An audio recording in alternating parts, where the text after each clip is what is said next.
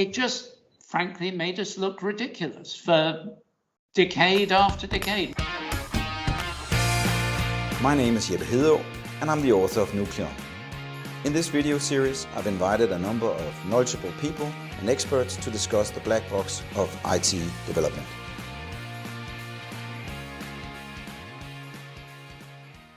Culture is of the essence in the business world. Culture affects our financial performance, our image, our project efficiency, our quality of governance, our ability to attract and retain the best of employees, vendors, customers. We typically look at how culture motivates or demotivates people, and we assess how we're doing and what we should do to improve.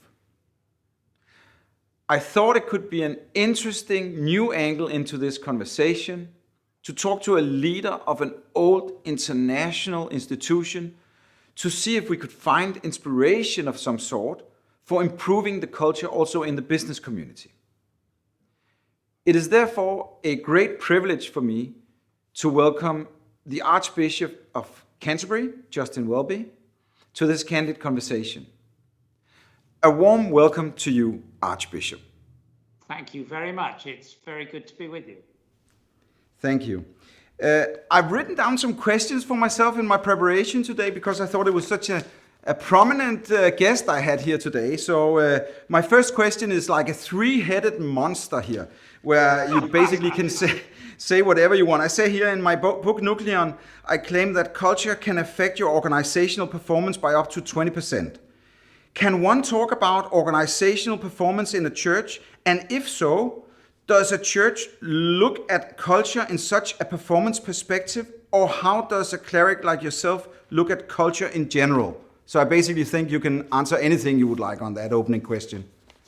Okay. Well, the first thing I want to say is thank you very much for interviewing me. It's a great privilege to be with you.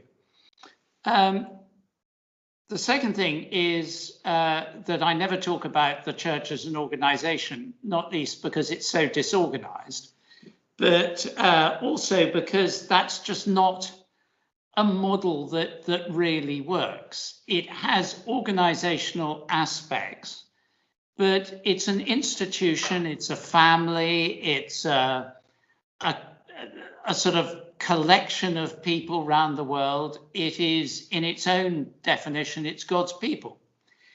And the Church of England is only one part of the Anglican Communion, which is in 165 countries, with more than 2,000 languages spoken by its members, and thus 2,000 cultures, and is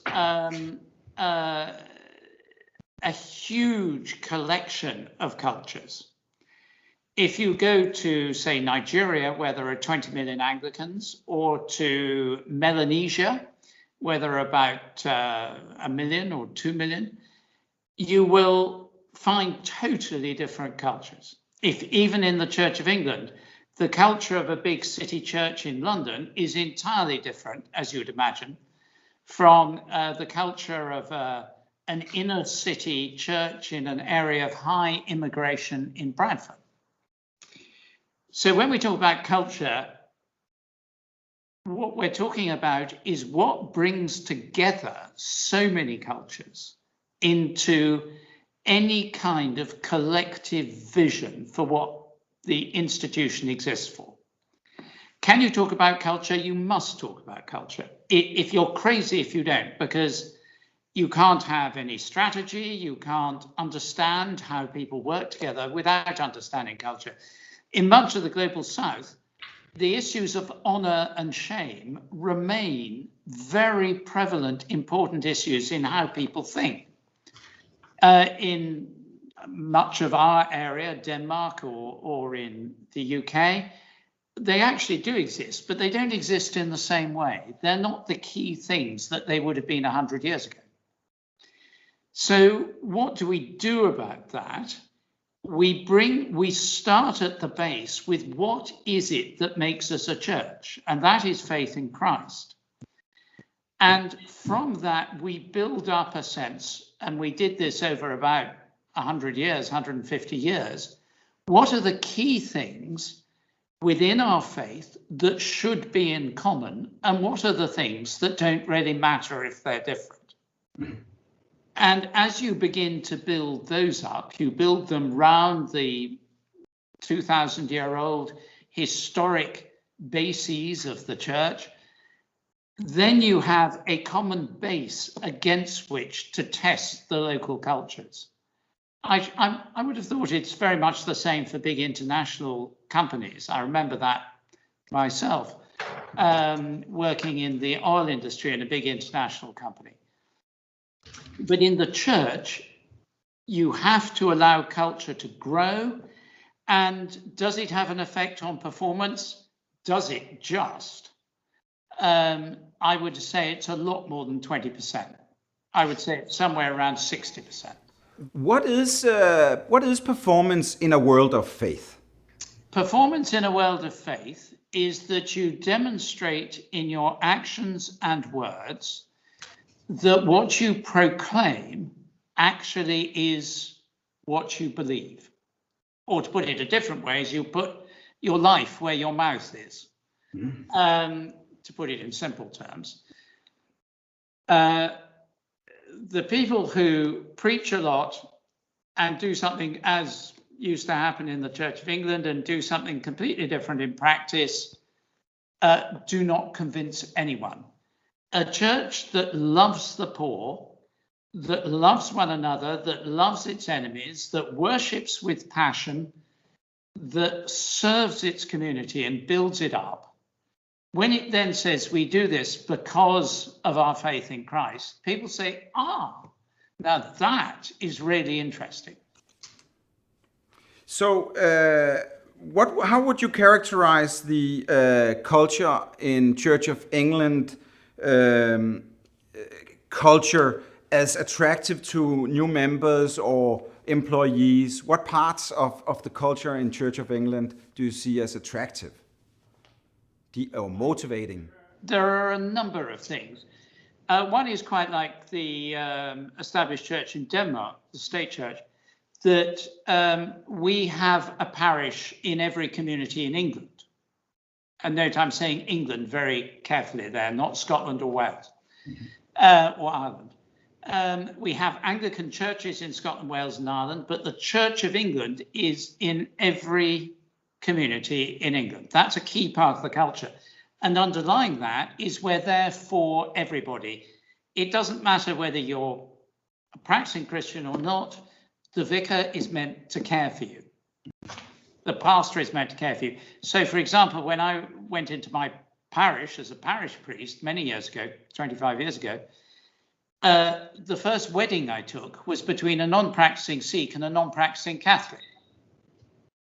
But that is a pretty classic kind of Anglican thing. They lived in the parish, so they came under my response. That's one key thing.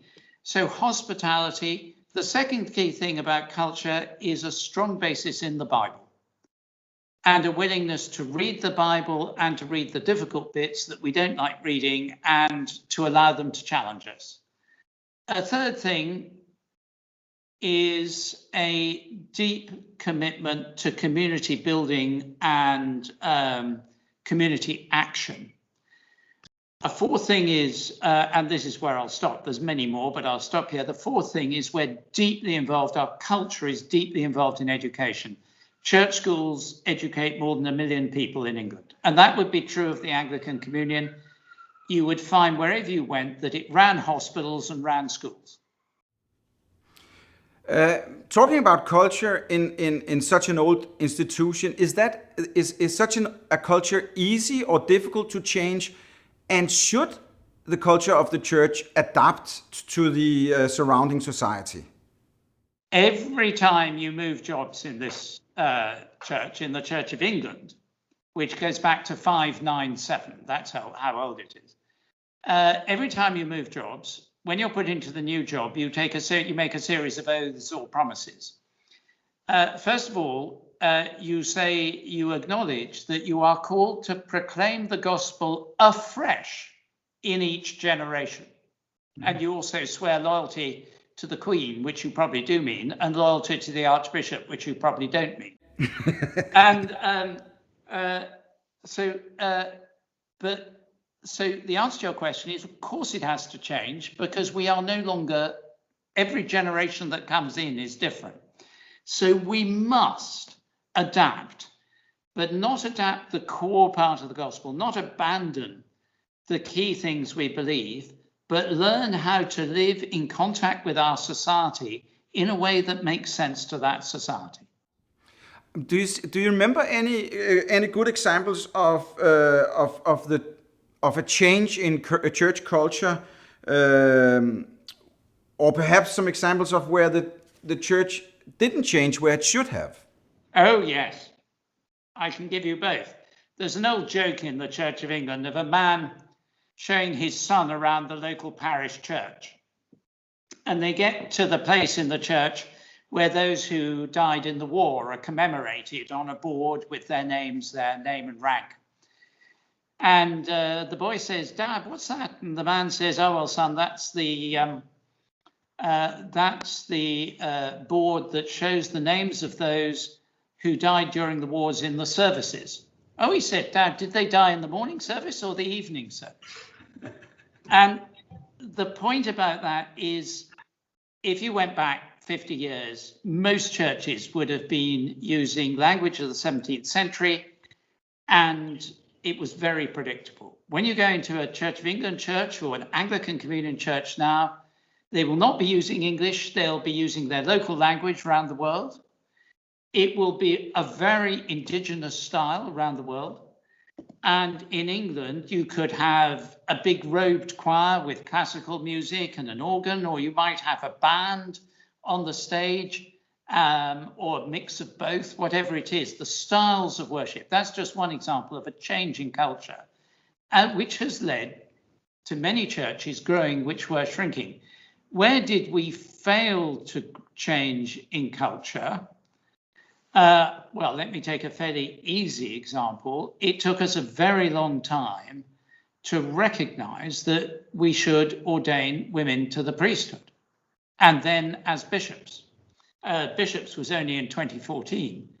And it just, frankly, made us look ridiculous for decade after decade. When you look ridiculous, people think God looks ridiculous. You would probably see yourself as a servant to your organization, but as a leader of a global institution like the Church of England, how do you maintain or change the culture or affect the culture with your work? Well, the answer is very slowly indeed. As you asked earlier, 1400-year-old culture takes a lot of changing. You do it by building consensus. So you do it through relationship. In other words, you build relationships with people around the world. We meet together, or we used to, we will again shortly. We meet together in different size groups in different ways, or I ring and we use Zoom. And you discuss things, and we are learning in England to discuss them in a post-colonial way. In the past, the Archbishop would ring up and say to the Archbishop of, I don't know, Calcutta, who would be white as well in those days, I say, "Oh boy, I think we need to do this," 100 years ago. And the Archbishop of Calcutta would, in all probability, say, "Well, that's a jolly good idea, Archbishop, jolly good idea. Oh, absolutely, right." And that's how it works. If I tried that now, it'd be the end of it. The thing I really enjoy is ringing up, as I did last week, the Archbishop of South Sudan, who's in the middle of a civil war, well, just after a civil war, who's got unbelievable problems across his province, and say he's also called Justin, as it happens, and saying, "Justin, I've had this idea. What do you think?"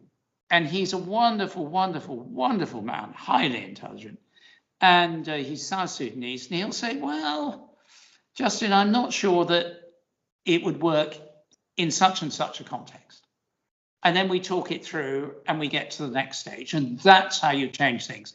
It's relational, it's gradual, and it's by consensus. That sounds very modern. The church has traditionally been a very outgoing organizational body. Do you think that the culture of an outgoing organization like a church can actually change the society around it? Can culture be infectious? Oh, absolutely. Absolutely. I think our history shows that even today, where fewer than 10% of the population goes to any church, even today, there are certain phrases in England, in a very secular society, as secular as Denmark, where they phrases that come out of our Christian heritage and culture, which have just become part of the way people think. So you'll hear people say, oh, he's a real good Samaritan. They don't know the story of the Good Samaritan, but they know it's someone who helps people round. Well, he was a bit of a prodigal son, you know, and you hear these phrases the whole time. And so the culture has become part of our vocabulary, our life. And you see that in many other countries. Again, to go back to South Sudan, where I've done a lot of work over the last few years with the Pope, alongside the Pope and with the Presbyterian leader, we come to them on the basis of a Christian culture. We talk about the need for reconciliation, for servant leadership. And although it's hard graft and hard going, you can see that some of the leaders, it goes past the head and into the heart. Actually, in the business community, quite a bit of the most modern companies, at least here in Denmark, are working with servant leadership theories seriously for the first time in the 30 years that I've been active. We see it. I think that's really, really interesting, because until a few years ago, you know as well as I do, that people like Jack Welch at GE in the States were held up as the great model of big corporate leader. You know, what was he known as? Tornado Jack or something? I can't remember. But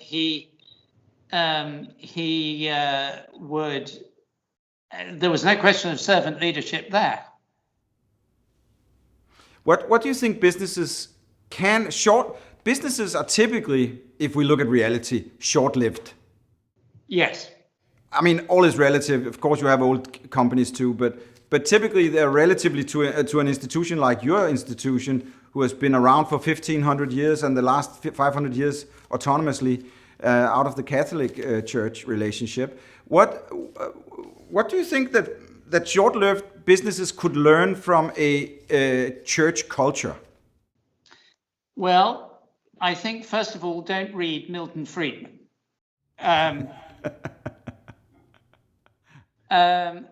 Read Keynes, by all means. I would say, I'd pick on Milton Friedman because of this idea that the responsibility of a company is to maximize its shareholder value, and that's it. And he goes on to say anything else done by the management is theft. I think the companies and churches that have become long-lived are outward-looking and very aware of what's going around them. They see themselves as necessarily having to make a return on investment. Their internal rate of return must be greater than their cost of capital. Otherwise, they will simply self-liquidate. That's an essential.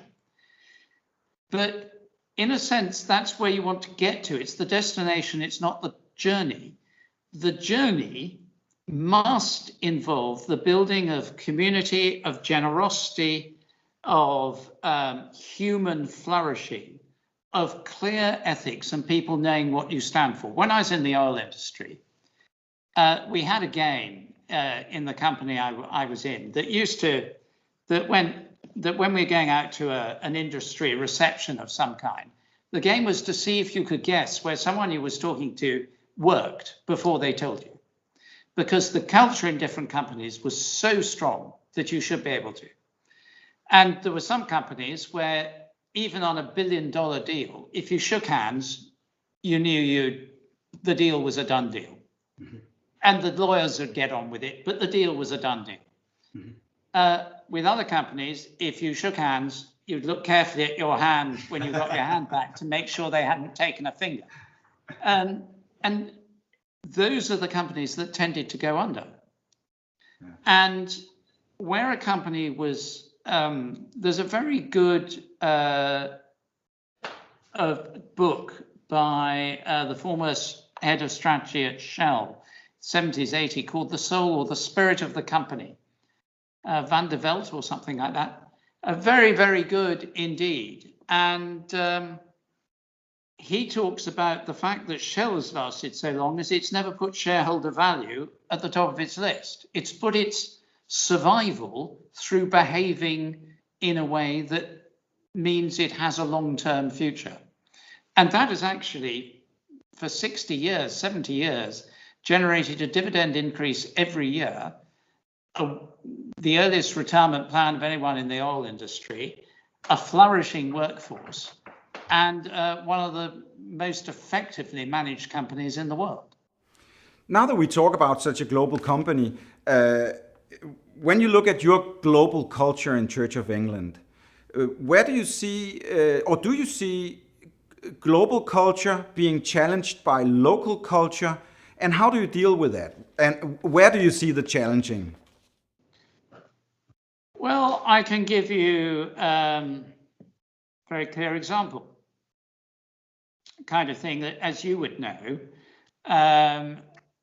that ethical questions and culture questions never give you warning before they ask for your decisions. You never look in the diary and say, difficult ethical question next Wednesday. You're sitting in a meeting and suddenly something hits you, or an email comes and it hits you. In one of my companies, I was group treasurer, ran the money. Bloke from our southern Italian operation came in, who I knew quite well. I asked how things were going. He said, "Oh, it's going pretty well. I need some money." And I said, "Why do you come to me? You have to go through the budget." And, no, he said, "I mean money. I need $250,000 in cash." Well, what would your reaction be? It would be to say, nobody uses that kind of money. So I did that. And he said, "Well, we're in an area that's controlled by," it wasn't the mafia because it wasn't Sicily, but a different similar group.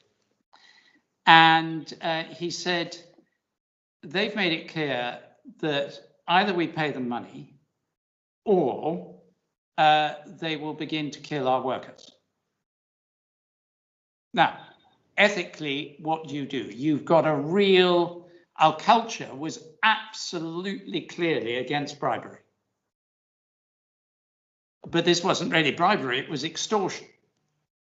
We knew the police were not with us, shall we say.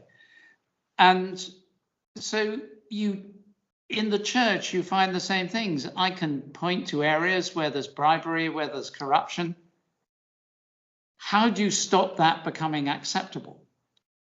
Sometimes you succeed, sometimes you fail. In that case, to be honest, we paid the extortion because we wanted to protect our staff and give them jobs in an area where there were no other jobs. I still don't know whether it was the right thing to do. It wasn't a bribe, it wasn't local government, it was extortion. For sure, there are some modern dilemmas that are really, really tough. And we face those around the world constantly. If you're a minority as a Christian in a hostile country where you are persecuted, do you criticize the government or not? Do I criticize that government or not, knowing they won't retaliate at me, they'll retaliate at the local Anglican churches? Mm. So yes, we do have a very difficult thing, a very difficult culture change. And one of the things, culture issue, one of the things I'm trying to encourage over the years I've been there and the years that remain is when we get together as the heads of the churches of our 42 provinces around the world, I encourage real transparency in what the problems are. so that we hear each other's view, and then we can, when you're making the decision, you see the decision in terms of people, not simply a rule. I love that kind of open culture where people can contribute with good viewpoints and arguments into some of these modern dilemmas and enriching the understanding of what is the better way forward. One final question for you, Archbishop. Normally in businesses, we talk very much about performance. We measure performance. We have key performance indicators. What key performance indicators do you have in a 500-year-old institution and a church? Well, that is, funnily enough, it's something we are very, very much rethinking at the moment. The danger is, as you know, I said this in a book I wrote a few years ago, you manage what you measure.